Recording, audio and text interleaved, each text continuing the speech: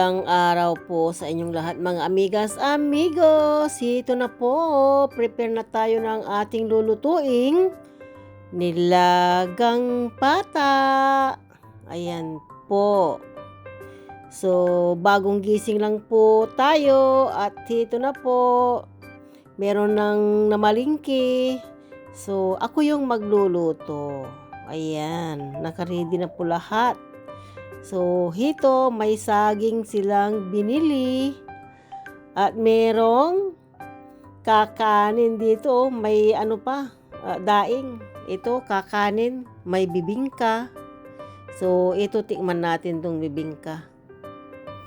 Matagal na rin itong hindi ako nakakain. Wala po ito sa Israel. Masarap. Masarap po.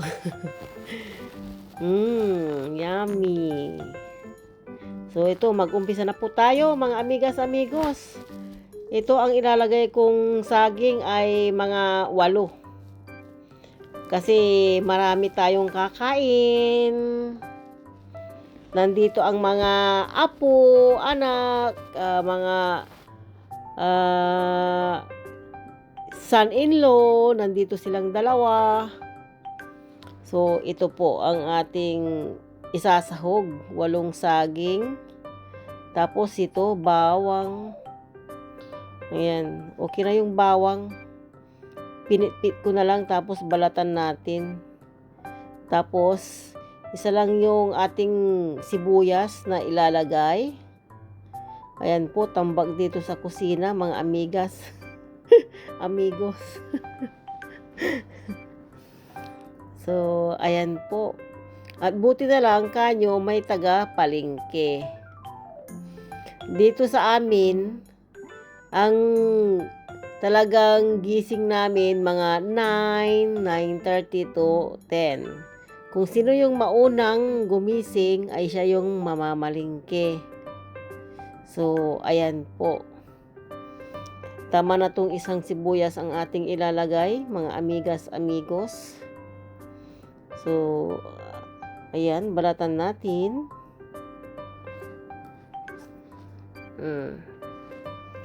Ang paborito kong iluto talaga mga amigas, amigos, sinigang, nilaga. Tapos, basta kung ano yung meron, pwede kong iluto. Madiskarte kaya ako, basta pagkain. Magagawan ko ng paraan. So, ayan. Ito tamang-tama lang yung kanyang hinog, itong saging na to. 'Di ba? Malambot na siya.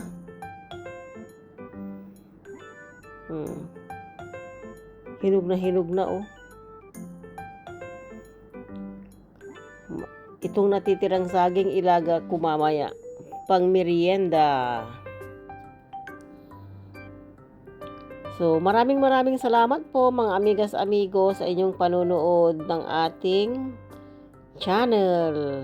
Yung inyong suporta, salamat po. Ayan. Ganito lang yung ating hiwa. 4. Magiging 4 yung isa. Paano kasi marami kami dito, lahat gusto namin yung sinigang. Tapos, nandito yung mga aking kapatid. Kapag marami akong niluluto, ay tinatawag ko sila kasi nandyan lang sila sa likod ng bahay namin. So, ayan po, ilalagay na natin tong banana, lahat ng sangkap ng ating nilagang pata. So, ayan. Bawang,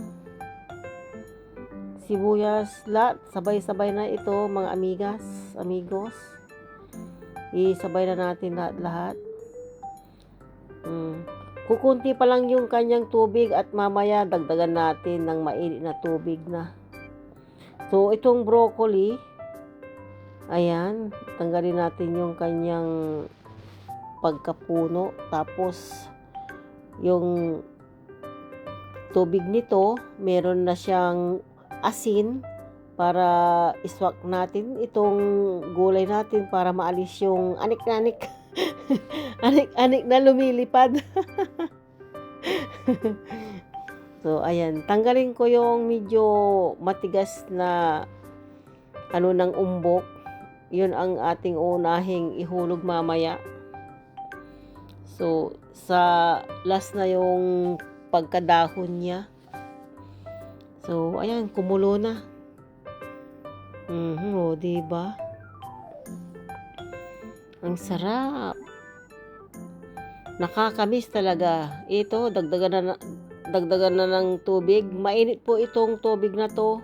Wag tayong magdagdag ng malamig na tubig. Dapat talaga mainit ang ating idagdag kahit anong ating iniluluto.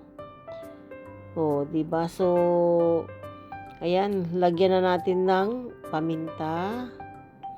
Ayan po. Marami.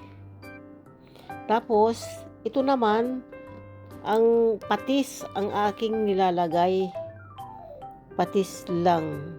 Wag ng asin. Minsan nga bagoong yung aking nilalagay, diba?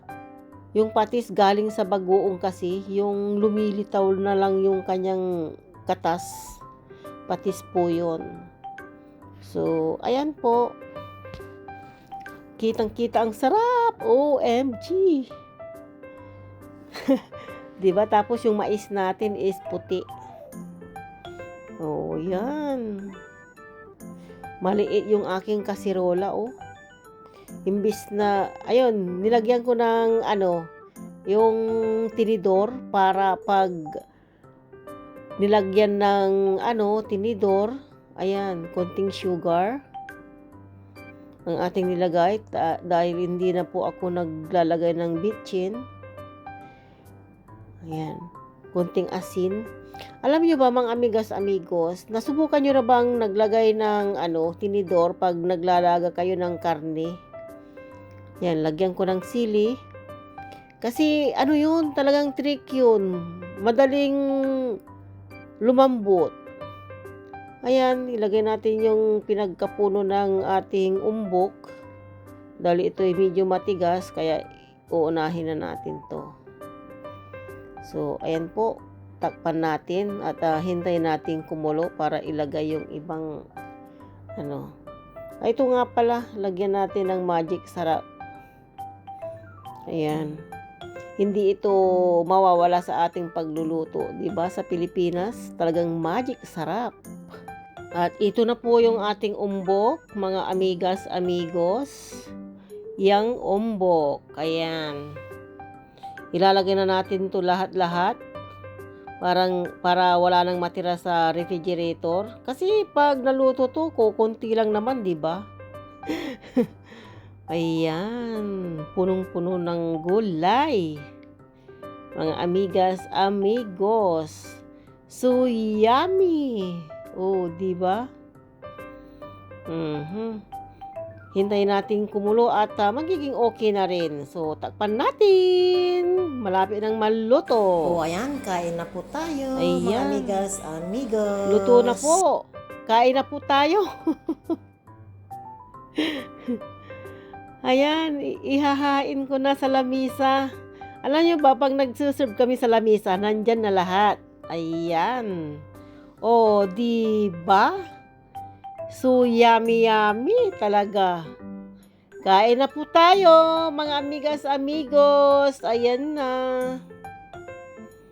So, yummy talaga.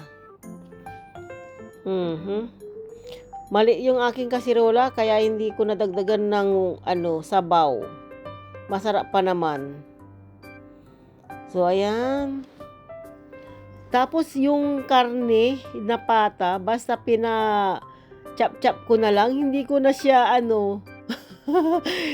hindi ko na hiniwa na tamang-tama lang, so malalaki yung kanyang hiwa. So dito pag kakain kami ay sabay-sabay po talaga. Hindi na po kami nag-aalmusal, tanghali agad kasi ang gising namin is late na. Ayan, tamang-tama ang oras dito na 12 something na po. So, kain na po tayo at maraming salamat po sa inyong panunood at suporta na walang sawa. God bless us all, mga amigas, amigos. Salamat! Bye-bye!